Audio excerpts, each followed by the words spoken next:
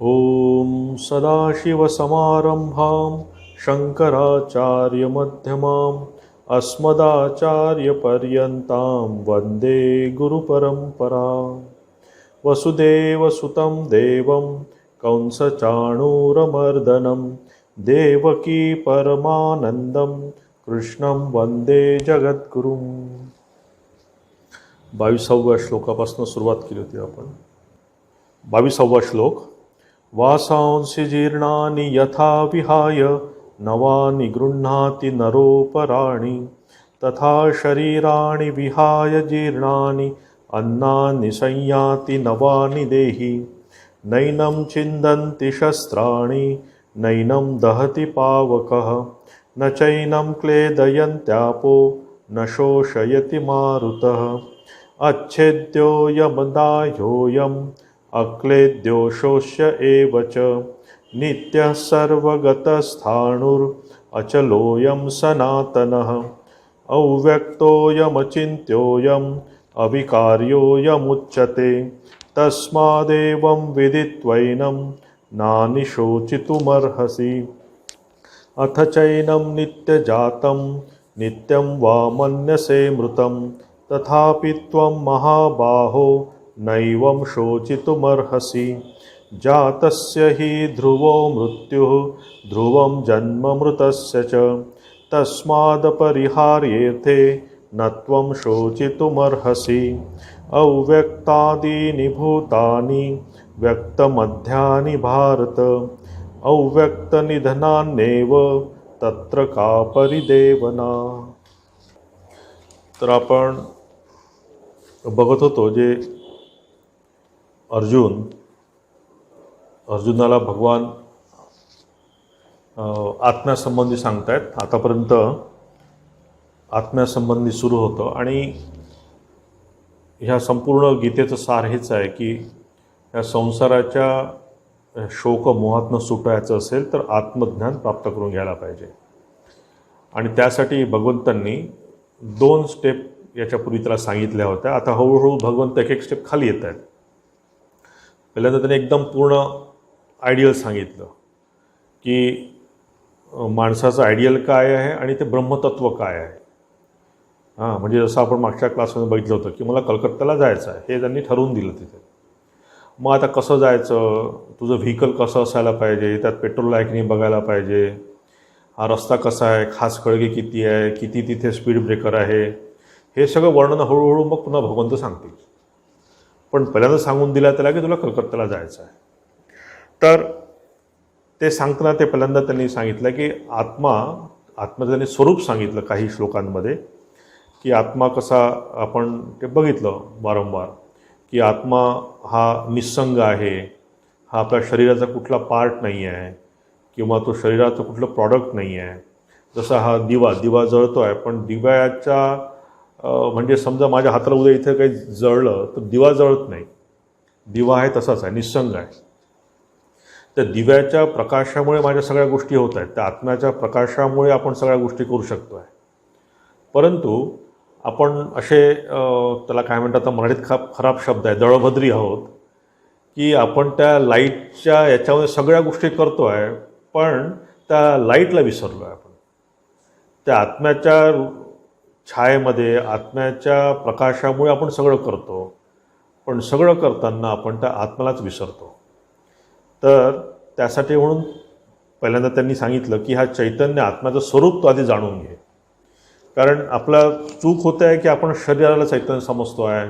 स्वतःची ही जी पर्सनॅलिटी आहे शरीर मन घेऊन त्याला आपण एक असं एक्झिस्टिंग काहीतरी चैतन्य आहे किंवा मी काम करतो, मी हे केलं, मी ते केलं, असं जेव्हा जेव्हा आपण म्हणतो तेव्हा तेव्हा आपण हा ॲपरंट मी जो आहे, हा जो आपला शरीर आणि मनाने घेतलेला जो आपण एक रूप आहे आणि नाव आहे त्यालाच आपण सगळं समजून बसतो. तर सगळ्यात मुळात आपला प्रॉब्लेम तिथे आहे आणि तिथेच ते घालतात भगवंत की प्रॉब्लेम तुझा मुळात तो आहे. मुळात प्रॉब्लेम आहे की तू या शरीराला आपलं समजून बसला आहे. आणि जेव्हा मी शरीराला आपलं समजेन की शरीर मी आहे समजेन तेव्हा 2 गोष्टी येतात, मी करता आणि भोगता. म्हणजे मी करणारा आणि हे सगळं जग भोग्य आहे माझ्यासाठी. जेव्हा मी करता होतो, म्हणजे जेव्हा मी स्वतःला समजतो की मी अजय आणि एक आत्मा आहे, सॉरी, हे शरीर आणि मन आहे, तर मी सगळ्या लोकांना ज्यांना बघतो ते पण एक शरीर मन युक्त असं मला शरीर आणि नामरूपयुक्त असे लोक दिसतात. त्यात आत्मा दिसतच नाही, कारण मी स्वतःच आत्मा बघत नाही. मी स्वतःला शरीर मन समजतोय आणि मग लोकांना पण मी शरीर मनाच्या दृष्टीने करतोय, त्याचप्रमाणे त्यांच्याशी व्यवहार करतोय. आणि म्हणून मग काय होतं की हे पूर्ण जग माझ्यासाठी भोग्य बनतं. प्रत्येक गोष्ट जणू काय माझ्यासाठी भोगासाठी ही गोष्ट ठेवलेली आहे याचा विचार करतो. याच्या उलट स्वामी विवेकानंद म्हणतात की हे जग याच्यासाठी आहे की आपल्या शिक्षणासाठी आहे, की हे जग तुझ्यासाठी भोग्य नाही आहे. हां, आणि उलट आपण समजतो की मी करता आणि जग माझ्यासाठी भोग्य आहे. तर मुळात हा जो प्रॉब्लेम आहे आपला, की शरीराला आणि मनाच्या या कॉम्प्लेक्सला आपण एक आयडेंटिटी देऊन ठेवलेली आहे. आपण ती आयडेंटिटी चेंज करायसाठी म्हणून, म्हणजे फोकस आपला चेंज करायसाठी म्हणून भगवंत इथे म्हणतायत की तू आत्मा आहेस. तू या शरीराकडे तू असं बघू नकोस, म्हणजे काय म्हणतात त्याला, हे परमनंट आहे किंवा स्थिर राहणार आहे असं न समजता, हे जे क्लेम आपण करतो शरीर मी आहे, हा क्लेम जो आपला आहे हा सोडून चैतन्यरूपी मी आहे हा तू असा जर क्लेम केला तर ते म्हणतात की तुझ्यासाठी चांगलं असेल. म्हणजे आपण मागच्या क्लासमध्ये बघितलं होतं की आपण जेव्हा कपडे बदलतो तेव्हा आपण चेंज होत नाही, फक्त बाहेरचं स्वरूप चेंज होतं, म्हणजे फक्त सुपरफिशियल आपल्या याच्यामध्ये चेंज होतो. तर इथे भगवंतांना सांगायचं आहे की हा सुपरफिशियल चेंज तू समजून घे आणि आत्मा हे तुझं खरं स्वरूप आहे याच्याकडे लक्ष देत तू समोर जा. म्हणून आता काही श्लोकांना वासांसी जीर्णानी विहाय वगैरे तिथे आपण जे म्हटलं, आणि तिथे आपण तो विचार केला होता की हे स्थूल शरीर, सूक्ष्म शरीर आणि कारण शरीर, आपण ह्या तिन्ही शरीराच्या आपण पहिल्याच क्लास म्हणजे सुरुवातीला बघितलं होतं की स्थूल सूक्ष्म कारण शरीर व्यतिरिक्त हा आत्मा हा स्थूल शरीर पण नाही आहे, सूक्ष्म शरीर पण नाही आहे, कारण शरीर पण नाही आहे, याच्या व्यतिरिक्त काही आहे हे समजून घ्यायसाठी म्हणून भगवंत त्याला म्हणतात की तू आता हे सोडून दे. आणि नंतर मग आता हळूहळू त्याला थोडंसं खाली येत आहेत, ते एक एक स्टेप खाली येत आहेत. ते म्हणत आहेत की तू आता तू असं समज की नित्य जातम नित्यम मन्य सेवामृतम, की लोक आपण बघतो, प्रत्यक्ष बघतो आपण, की लोक आपल्यासमोर जात आहेत, येत आहेत, कोणाचा जन्म झाला, कोणी गेलं, हे आपण प्रत्यक्ष बघतो, किंवा अनुमानाने पण बघता येतं आपल्याला, कारण आपण प्रत्येक गोष्ट बघतो की ती डिकेकडे जाते हळूहळू हळूहळू. आपण आपल्या स्वतःकडे बघितलं लक्षात येतं की आपल्याला की आपण 15 वर्षापूर्वी काय होतो आणि आता कुठे आहोत, आपल्यामध्ये पण फरक झालेला आहे.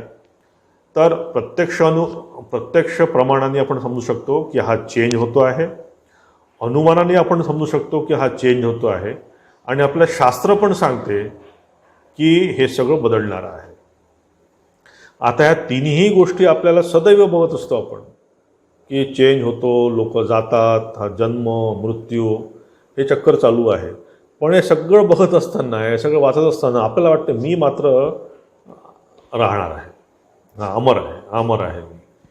ही केवढी मोठी विरोधाभासाची गोष्ट आहे की मला काही होणार नाही. प्रत्यक्ष आपण बघतोय, अनुमानाने विचार करू शकतो आपण, आणि शास्त्र सांगतं आपल्याला, प्रत्येक गीताशास्त्र म्हणा किंवा काय आहे, तर तेच त्याला पुन्हा इथे सांगतायत भगवंत की तू प्रत्यक्ष अनुमान आणि शास्त्रप्रमाणे बघ की लोक येतात आणि जातात. म्हणून म्हणतो महाबाहो नैवम शोचितुम अर्हसि, की तुला हा शोक करण्यामध्ये काही अर्थ नाही, हा शोक करू नकोस. मग म्हणतात की जातस्य ही ध्रुव मृत्यू जन्म मृतस्य, हे साधं आहे की जो मेलेला आहे तो जर आत्मज्ञान त्याला झालं नसेल तर तो पुन्हा येणार आहे, आणि जो गेला आहे त्याचा पुन्हा जन्म आहे त्याचा मृत्यू आहे, सिंपल आहे. म्हणून तरी म्हणतात की तस्माद अपरिहार्यते नत्वम शोचितुम अर्हसि, की जे अपरिहार्य आहे, की जे आपण बदलू शकत नाही. आता हे कोविड सिच्युएशन आपण बदलू शकतो का? आता तुम्ही लॉकडाऊनमध्ये आहात, तुम्ही काय करू शकता आहात का? आता काहीच करू शकत नाही. ही अपरिहार्य सिच्युएशन आहे. आता तुम्ही कितीही आदळआपट करून घेतलं, भिंत डोकं आपटलं की मलाच का, मीच का, याला काही अर्थ नाही आहे म्हणण्याला. किंवा काही मागच्या लॉकडाऊनमध्ये कोणी इथे भारतात आलं, कोणी अमेरिकेत गेलं आणि तिथे लॉकडाऊनमध्ये तिथे अडकले. आमच्या इथले भक्त गेले होते कुठे फ्रान्सला की कुठे टूरला आणि लॉकडाऊनमध्ये अडकले तिकडे. त्यांचे पैसे काय, इथली प्रॉपर्टी विकून विकून त्यांना डॉलर्समध्ये पैसे पाठवावे लागले. धिस इज व्हॉट अपरिहार्य सिच्युएशन.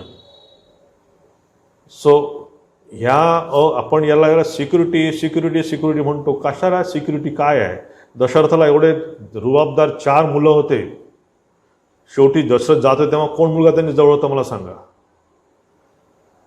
मग इथे देशाचा प्राईम मिनिस्टर त्याचाच बॉडीगार्ड त्याला मारतो. काय सिक्युरिटी तुम्ही म्हणताय? तर या सिक्युरिटीच्या मागे लागून आपण करतो की नाही असं तसं, याच्यावर डिपेंड करतो, त्यावर डिपेंड राहतो, म्हणून या डिपेंड राहतो. याला काही ॲक्च्युली जर बघितलं तर काही अर्थ नाही. भगवंताचं सांगणं हेच आहे की त्या मुळाला धर म्हणजे तू झाडाला धरलं आहे सगळं. आपण त्या प्रत्येक गोष्टीला त्या फूल बघतो आपण ते आणि त्या फुलाकडे आकर्षित होतो आपण की काय सुंदर फूल आहे. पण त्या फुलाला जे काही मिळालेलं आहे ते मुळाकडनं मिळालेलं आहे. ते मूळ जर कमजोर असेल तर फूल पण चांगलं येणार नाही. ते मूळ जर कमजोर असेल तर ते फळ पण येणार नाही. स्वादिष्ट फळ पण आपल्याला मिळणार नाही. म्हणून इथे भगवंत म्हणतात की हे जे अपरिहार्य ज्या गोष्टी आहेत या गोष्टी तू हे सगळ्या म्हणजे जन्म आणि मृत्यू हा अपरिहार्य आहे असं समजून तू सोडून दे. हां, तर त्याच दृष्टीने ते आता हे सगळे कौरव सगळे तुझ्या हातनं मरणार आहेत. त्यांना मरणं भाग आहे. कारण का? त्यांनी अधर्माचा साथ दिलेला आहे. त्याच्यामुळे त्यांना मरणं भाग आहे. हा रूल आहे. त्यांनी अधर्माचा साथ दिला असल्यामुळे त्यांना मरणं भाग आहे. ही त्यांच्यासाठी अपरिहार्य सिच्युएशन आहे. आता तुझे कितीही मामा काका दादा जे असले तरीही त्यांना आता मरणं भाग आहे. कारण ते धर्मविरुद्ध त्यांनी काम केलेलं आहे. म्हणून म्हणतात भगवंत की तस्मात अपरिहार्यर्थे नत्वम शोचितु मनसी, की जे काय म्हणतात त्याला चेंज करू शकत नाही आपण त्यासाठी कशाला शोक करतोय तू फक्त ते म्हणतात ना एका ठिकाणी की तू निमित्त मात्र भवसव्यसाची, की तू निमित्त हो. की अर्जुनाने त्यांना मारला आहे पण त्यांच्या अधर्माने त्यांना आधीच मारून टाकलेला आहे. फक्त वेळ बाकी आहे. तू फक्त निमित्त हो, तुझ्या बाणाने ते मेल असं समज. पण भीष्म द्रोण हे जे मोठे मोठे लोक आहेत त्यांनी जेव्हा अधर्माचा साथ दिला तेव्हाच त्यांचं डिक्लाईन सुरू झालं आहे. फक्त एक काय वेळेचं फक्त तिथे व्यवधान आहे. म्हणून अशा ह्या अपरिहार्य गोष्टीकडे मागे न लागतं तू त्यांना सोडून दे. आणि अव्यक्तादीनी भूतानी मध्यव्यक्तानी भारत, तर या याच्यात म्हणतात ते की काय तुला फक्त ते जेव्हा ते नव्हते तेव्हा तुला माहीत नव्हतं कोण आहे. जेव्हा जातील तेव्हा त्यांची तुझी ओळख असणार नाही आहे. फक्त यामध्ये काही याच्यासाठी काळासाठी ते आले तेवढी तुझी फक्त ओळख झाली आणि त्यालाच तू बदलून बसला. त्याच्यापूर्वी काहीच माहीत नव्हतं तुला कोण काय आहे ते गेल्यानंतर माहीत राहणार नाही कोण काय आहे ते. परंतु एवढ्या काळासाठी आपण त्याला मी माझं करून त्याला आपण घट्ट धरून बसतो सगळ्या गोष्टींना. किती काळ जगतो आपण? 50 वर्ष, 60 वर्ष, 70 वर्ष. आणि तेवढ्या जगताना आपण किती गोष्टींना आपण आपलं समजून बसतो, कवटाळून बसतो. मी असं म्हणत नाही त्या गोष्टींची आवश्यकता नाही आहे. तुम्हाला या संसारात राहताना गोष्टींची आवश्यकता आहे. ह्या कोरोनाने तुम्हाला शिकवलं आहे की किती कमी गोष्टीत आपण राहू शकतो. हां, किती कमी गोष्टी आपल्याला लागतात जगायसाठी ॲक्च्युली जर बघायचं असेल तर. तर पहिल्यांदा ती नेसेसिटी वाटते आपल्याला आणि नंतर वी डिपेंड ऑन दॅट. मग ती गोष्ट आपल्याला सोडत नाही. त्या गोष्टीचे आपण गुलाम बनतो हळूहळू. तर म्हणून इथे भगवंत म्हणतायत की तू या सगळ्या गोष्टी अशा म्हणजे प्रॅक्टिकल या सगळ्या गोष्टींकडे तू बघून तू असा विचार करू नकोस की आता हे सगळं काही संपलं. आणि म्हणून ते म्हणतात की इथे ते म्हणतात ना की मदनात भक्तंधन भारत तत्र का परिदेवना, की तू चिंता कशाला करतो आहेस. म्हणजे त्याला परिदेवना म्हणजे चिंता करणं. त्याला जसं पूर्वी त्यांनी आपला पहिला अध्याय जर आठवत असेल तर त्यात त्यांनी सांगितलं ना सगळं लिस्ट दिली त्यांनी की आपण कसं पाप करतो आहे, कसं हे करतो आहे आपण, वंश कसा संपेल आपला वगैरे वगैरे सगळं. तर त्यासाठी ते म्हणत आहेत की तू कशाला ते चिंता करतो आहे. हां, तू या गोष्टींची चिंता करू नको. कारण जातस्य ध्रुव मृत्यू हे लक्ष आहे. म्हणजे किती लोकांचे आपण बघतो ना की जन्मताच कोणाची आई नाही आहे, जन्मास माझे वडील काहीच वर्षात गेले. हां, कोणी पास नापास घेऊन बघा, जस्ट दोघंही एक नंबर एका पॉईंटने कोणाची ॲडमिशन गेली. आता दीज आर ऑल म्हणजे अपरिहार्य गोष्टी आपल्याजवळ, तिथे डोकं मारून काहीच अर्थ नसतो. हां, तर म्हणून इथे म्हणतात की ह्या गोष्टी तू कर आणि अशा जर नाही केलं तर तुला पाप लागेल, असं काही तू करू नकोस. आता पुढच्या श्लोकात ते म्हणतात, आश्चर्यवत पश्यति कश्चिदेनम आश्चर्यवत वदति तथैव चान्यः आश्चर्यवच्चैन मन्य शृणोति श्रुत्वात्पेनम वेदन चैव कश्चित. तिथे म्हणतात की एखादा महापुरुषच म्हणजे महापुरुष एखादा कश्चित म्हणतात, एखादा महापुरुष या आत्म्याला आश्चर्याच्या वस्तूप्रमाणे पाहतो आणि दुसरा कोणी महापुरुष म्हणजे अजून कोणी त्याच्याविषयी म्हणजे त्याचे जे तत्त्वज्ञान आहे त्याच्याविषयी आश्चर्यासारखा बोलत असतो. आणि तिसरा कोणी या आत्म्याला आश्चर्यासारखं ऐकत असतो आणि कोणी त्याला ऐकून त्या आत्म्याला जाणत नाही. आता इथे आश्चर्य बऱ्याच वेळा इथे म्हणजे सारखं आश्चर्य आलं आहे. तर इथे का इथे हा शब्द वापरला आहे, आश्चर्यवत पश्यति कश्चिदेनम. याचं कारण असं आहे की हे जे आत्मज्ञान आहे हे पूर्ण सब्जेक्टिव्ह आहे, हे ऑब्जेक्टिव्ह आपण बघू शकत नाही. हे सगळ्यात मोठं आश्चर्य आहे याचं की आपण बाहेर शोधायचा प्रयत्न करतो आणि ते आहे आतमध्ये.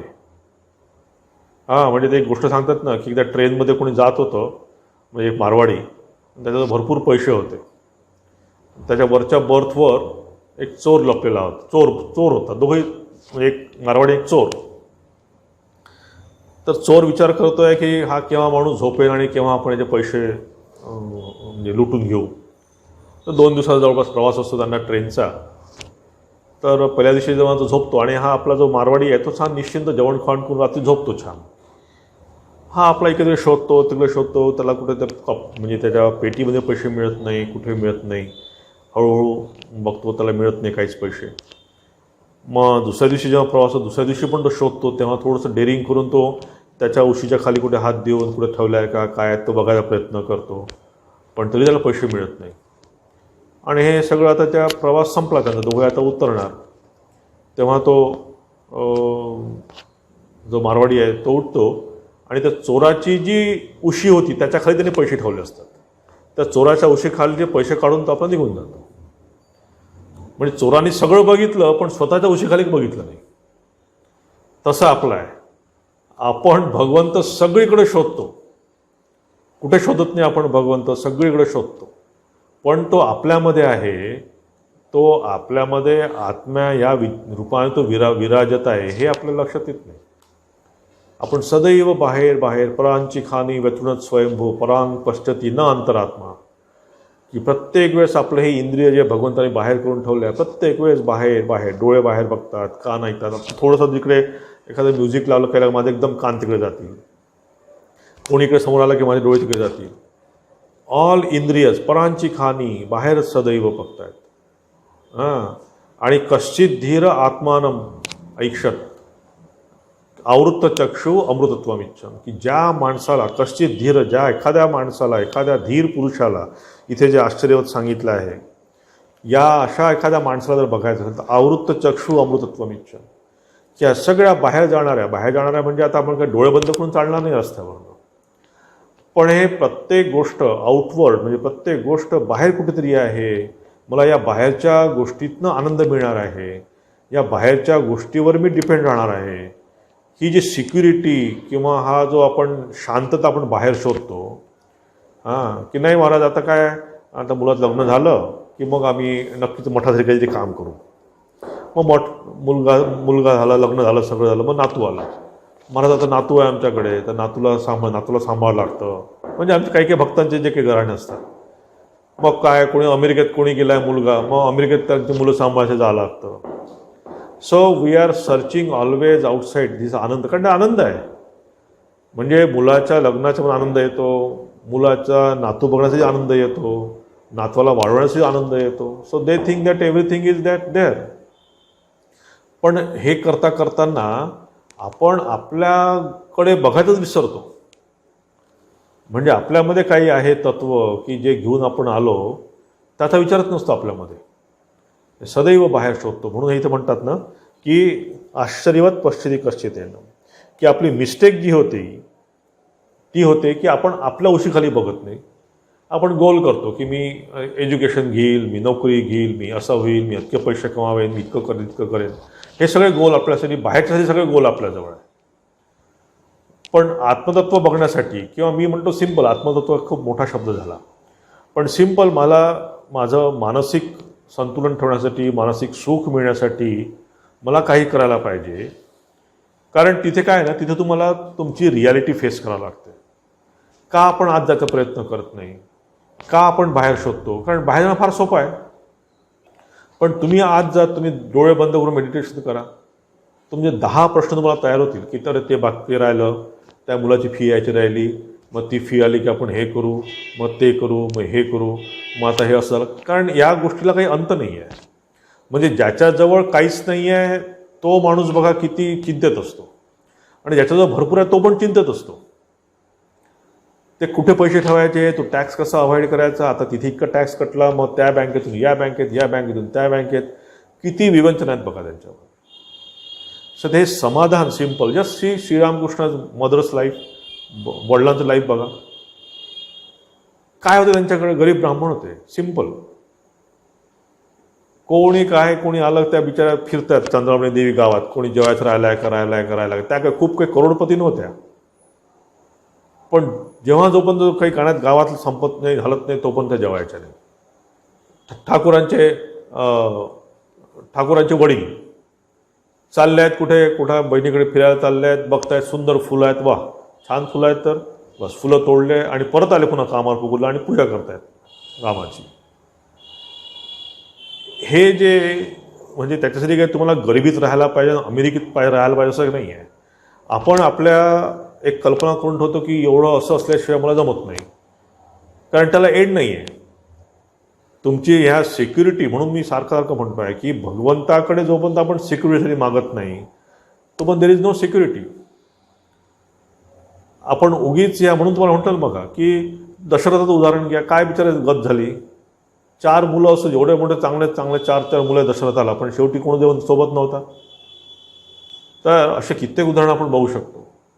म्हणून ते जे आवृत्त चक्षु आहे, जोपर्यंत आपण त्या गोष्टी म्हणजे बाहेर जाणाऱ्या मनाला जोपर्यंत आपण आत घेऊन जात नाही म्हणजे जरा असं ओढून आणता येत नाही आपल्याला.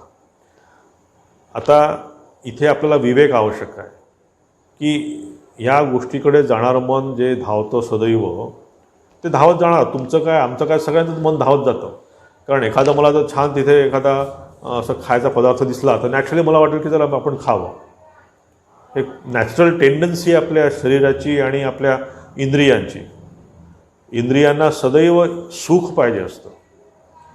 पण जर मी मनाला, जेव्हा तुम्हाला समजा कोणाला डायबिटीस असेल तर तो विचार करतोच ना, अपरिहार्य, अरे यार ते खाल्लं तर संपलं आपलं ते डायबिटीस वाढेल. किंवा आपण थोडंसं गोड जर खाल्लं तर मला अजून 5 किलोमीटर चालायला जावं लागेल, तेवढे कष्ट घ्यावं लागतील. मग गुपचूप कोणी खात नाही, बघतो छान आहे वर ठेवून देतो आपण. तर आता हा अपरिहार्य सिच्युएशन आहे, म्हणून मी ते, मला वैराग्य आलं आहे. पण विवेक, पण साधकांनी ते विवेकपूर्ण वैराग्य आपल्यामध्ये आणायला पाहिजे की हे आता हे जोर जबरदस्तीचं वैराग्य आहे, मारून मुटकून आणलेलं वैराग्य आहे. पण साधकाचं एक असं नॉर्मल, एक असं त्याच्यामध्ये वैराग्य यायला पाहिजे, आणि तेच कायम असतं सदैव. कारण जेव्हा माझा डायबिटीस पुन्हा नॉर्मल झाला, थोडंसं झालं, पुन्हा मी एखादं खाऊन टाकतो. आमच्या इथे आहेत महाराज एक, की ते बघतात दर आठवड्यानी काय कसं आहे. जेव्हा थोडंसं नॉर्मल वाटलं तेव्हा 2-3 रसगुल्ले मस्त खाऊन घेतात, पुन्हा वाढलं की पुन्हा सोडतात तर ह्या अशा याला, त्यामुळे इथे म्हणतात की आश्चर्यवत पश्चिती कश्चितेन, की याला तुम्ही ऑब्जेक्टिव्हली बघू शकत नाही, बाहेर बघू शकत नाही आपण. हे सगळं आत्मतत्व आहे, सब्जेक्टिव्ह आत्मतत्व आहे, आणि तिथे घडत काहीच नाही हो. म्हणजे माताजी म्हणतात ना की तुम्हाला आत्मज्ञान झालं म्हणजे काय, तुम्हाला 2 शिंग येणार आहे का? काहीच घडत नाही तिथे. घडतं काय की तुमच्यामध्ये बघायची दृष्टी फक्त चेंज होते. त्याला आपण म्हणतो की लोकांना आत्मतत्व का आकृष्ट करत नाही. कोणाला सिनेमाला जायला घेण्यात खूप आनंद वाटतो, कोणाला खाण्यापिण्यात आनंद वाटतो, कारण त्यात टँजिबल आपण काहीतरी बघू शकतोय. म्हणजे मी आनंद घेऊ शकतो. एखादा सिनेमा, एखादं नाटक, एखादं गाणं, मला खरोखर आनंद मिळतो त्याच्यामध्ये. पण आत्मतत्वामुळे काय मिळणार मला, काय आनंद मिळणार आहे मला कळत नाही. म्हणजे कशाला लोक त्या आत्मतत्वाच्या मागे जातात, कारण त्यात चेंज काहीच होत नाही आहे. चेंज होतो कुठे, फक्त दृष्टी पलटते. म्हणजे तुमची सुखाची व्याख्या पलटते. पुढे एक श्लोक येईल त्याच्यामध्ये की या सुखाची व्याख्या पलटते. म्हणजे कसं की आता आपण ज्या छोट्या छोट्या बदलणाऱ्या गोष्टींमध्ये सुख बघतो, त्यामध्ये ही मोठी गोष्ट येऊन बसते. म्हणजे जसं आता फायनाईट गोष्टीमध्ये आपण इन्फिनिट आनंद बघतो, पण आत्मज्ञान झाल्यामुळे काय होईल की इन्फिनिटमध्ये फायनाईट सगळ्या गोष्टी येऊन पडतात. देर इज अ इन्फिनिट आनंद. प्रत्येक गोष्टीत तुम्ही आनंद घेऊ शकता मग, कारण सगळंच आत्मा तुम्हाला बघता मिळतं. But now we are seeing finite गोष्टीमध्ये आनंद मिळतो. छोट्या छोट्या गोष्टीमध्ये, फायनाईट गोष्टीमध्ये आपण आनंद शोधायचा प्रयत्न करतो. आणि इन्फिनिटीमध्ये काय होतं की सगळेच फायनाईट गोष्टी इन्फिनिटीमध्ये येतात. त्याच्यामुळे आपल्याला प्रत्यक्ष काही दिसत नसल्यामुळे हे फार कठीण आहे, समजणं फार कठीण आहे. म्हणून आता याच्यावर उदाहरण आपण देऊ शकतो की कर्णाचं उदाहरण बघा. कर्ण राधेय होता, कर्ण सूतपुत्र होता. लहानपणापासून त्याला सांगण्यात येत आहे की तू सूतपुत्र आहे, तू सूतपुत्र आहे, सूतपुत्र आहे. त्याला पण लक्षात येतं की मी सूतपुत्र आहे, सगळं आहे. कुंती त्याला येऊन जेव्हा म्हणते की तू सूतपुत्र नसून तू क्षत्रिय पुत्र आहे, तर कर्णामध्ये बाहेरून काय फरक पडला मला सांगा बरं. काहीच फरक पडला नाही. कर्ण आहे तोच आहे. आपल्याला तसंच आहे, आत्मज्ञानाचं बाहेरून काहीच फरक पडत नाही, पण त्याच्या आतमध्ये एकदम फरक पडला की मी सूतपुत्र नसून मी क्षत्रिय पुत्र आहे. त्याची दृष्टी पूर्ण चेंज झाली. आतापर्यंत तो स्वतःला सूतपुत्र म्हणत होता. त्याच्या सगळ्या म्हणजे त्याला ते जे जाणवत होतं की मी काहीतरी स्पेशल आहे, त्याचं तर लक्षात आलं की मी क्षत्रिय पुत्र आहे, मी कुंती पुत्र आहे, मी पांडव आहे. तर हे ज्ञान त्याला जेव्हा झालं, हे ज्ञान तुम्हाला बाहेरून काहीच दिसत नाही, पण आतून त्याच्यामध्ये प्रचंड बदल झाला आहे. तरी हे ठीक आहे की अर्जुनाशी त्याचं वैर होतं, अर्जुनाशी त्याने युद्ध केलं, इतर तुझ्या पुत्रांना मी मारणार नाही असं त्याने वचन दिलं होतं कुंतीला, ते सगळं ठीक आहे इतिहास. परंतु त्याला जेव्हा कळलं की मी कुंती पुत्र आहे किंवा क्षत्रिय पुत्र आहे, तसं बाहेरून काहीच बदल दिसत नाही आपल्याला. तसंच आपलं आहे की हे जे त्याचं जे अज्ञान होतं, ते अज्ञान त्याचं गेलं. सूतपुत्र असल्याचं जे त्याच्यामध्ये अज्ञान होतं, ते अज्ञान जाऊन त्याचं क्षत्रिय पुत्र खरोखर त्याच्यामध्ये ज्ञान आलं. त्याच्यामुळे बाहेरून काही फरक न पडता फक्त त्या इंटरनल चेंज होतो. म्हणून इथे भगवंत म्हणतायत की आश्चर्यवत कश्चित येणं, की असं ते आहे, ते बघणं फार कठीण आहे, ते समजणे फार कठीण आहे. म्हणून तुम्हाला जो एखादा ब्रह्मज्ञानी असेल, तर कर्णाचं जसं अज्ञान निघून गेलं त्या याच्यामुळे, तर त्याला पुन्हा ज्ञान झालं की मी क्षत्रिय पुत्र आहे. म्हणून इथे म्हणतायत भगवंत की आश्चर्यवत कश्चिदेनम आश्चर्यवत तथैव चान्य. आणि हे इतकं म्हणजे रेअर आहे, म्हणून इथे शब्द वापरला आहे कश्चित. हे इतकं रेअर आहे की काही लोकांना हे सांगून पण कळत नाही. किती लोकांना कळतं हे सांगून? आपल्यालाही कुठं कळतं. लहानपणापासून आपण शरीर आपण म्हणतो आहे, जेव्हापासून आपल्या वाचनात सगळं आलं आहे. हो, म्हणतात की असं काही आहे, म्हणतात ईश्वर आहे, म्हणतात माझ्यामध्ये काहीतरी आहे. आपल्या इथे सगळं असतं म्हणतात. विश्वास नसतो आपल्याला. ठाकूरांनी म्हटलं आहे ना, मग काय ते ब्रह्मवाक्य आहे. ठाकूरांनी म्हटलं काय, मग काय, तिथे काय बोलायचं नाही. अरे ठीक आहे, ते फक्त आपले शब्द आहे. आज व्हर्बल आहे, फक्त शब्द आहे फक्त, की आत्मा ईश्वर दर्शन करणं हे माणसाचं प्रमुख कर्तव्य आहे वगैरे वगैरे. पण आपल्याला अजून वाटतं की ईश्वर दर्शन आपलं कर्तव्य आहे? आपलं वाटत नाही. ईश्वर दर्शन करणं जर वाटलं असतं तर आपण म्हणजे आपलं काय म्हणतात सगळं चालचलन वेगळं राहिलं असतं. जर ती जर आत ओढ असती तर या छोट्या छोट्या विषयांकडे आपण आकृष्ट झालो नसतो. छोट्या छोट्या गोष्टी, छोटे छोटे गोल अचीव करण्यासाठी आपण इतका मनाचा त्रागा केला नसता. तो होतो, त्यातनं आपल्याला दिसतं की आपल्याला सुख मिळत नाही. त्यातनं दिसतं की हे आपल्याला बरेच वेळा आपण ज्या आता मार्गाकडे जातो आहे त्या मार्गाला अडथळे आणतं, तरीही सोडवता येत नाही कधी कधी. परंतु यासाठी एकच गोष्ट आहे की दोन गोष्टी आहेत. एकतर तुम्ही प्रार्थना करून हळूहळू ठाकूरांना विनंती करणं की ठाकूर माझं कर्म कमी करा, ठाकूर माझं कर्म कमी करा. कारण ठाकूर म्हणतात ना की बेशी कर्म, म्हणजे ठाकूर बंगालीत म्हणतात की जास्त कर्म जर आपण जोडून घेतले तर भगवान के भुले जेते आहे. ठाकूर म्हणतात की देवाचा विसर पडतो. हां, ते जर देवासाठी म्हणून कर्म केलं जात असेल तर गोष्ट वेगळी, की मी काही एखादं काम करतो आहे आणि ते देवाचं काम आहे, ईश्वराचं काम आहे, हां, त्यासाठी मी सगळं करतो आहे. हा एक कामासाठी मला जावं लागतं आहे. आपण बाकीचा पोर्शन जो आहे तो पुढच्या क्लासमध्ये बघू. ओम शांती शांती शांती. हरिः ओम तत्सत. श्रीरामकृष्णार्पणमस्तु.